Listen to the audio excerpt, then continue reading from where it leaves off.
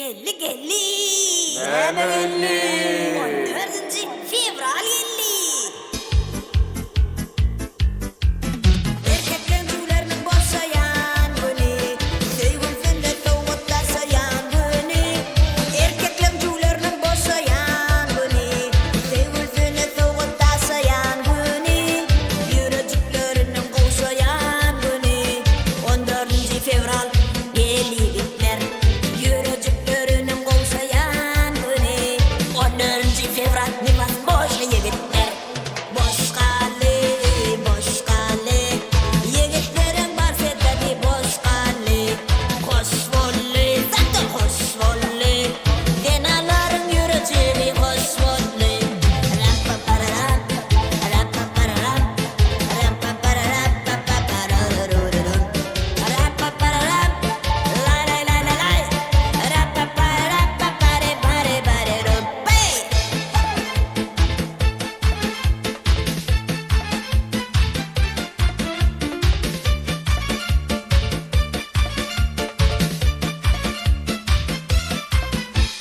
Ellerine alıp bir dese gülü, yigitlerin dilinin süyceyen günü. Ellerine alıp bir dese gülü, muziklerin dilinin süyceyen günü. Hani yigitler bek uşağı geli, 14 fevral gelli muzikler. Hani yigitler bek uşağı geli, 14 fevral gelli muzikler. Boş kalı, boş kalı. Muziklerin tüyleri boş kalı. Hoş vollu, hoş vollu. Denaların yürücüğü hoş vollu.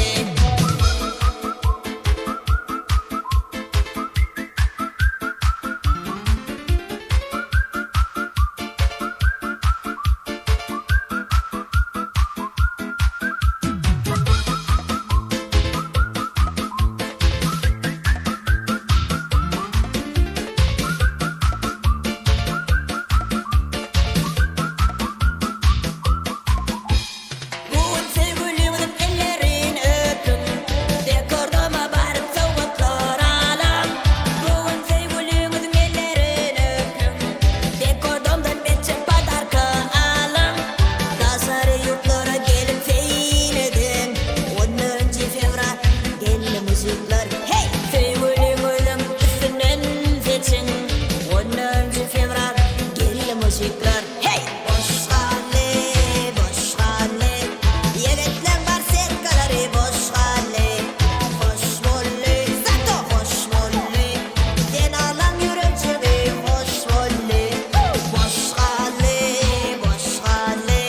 Yigitler var serkaları boş kalı.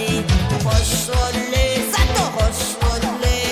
Denalan yürücüğü hoş vollu. 14 fevral günümüz, yani Любовник günümüz kutlu olsun. Menemenli öyle yaşlıyımın yanına gittim.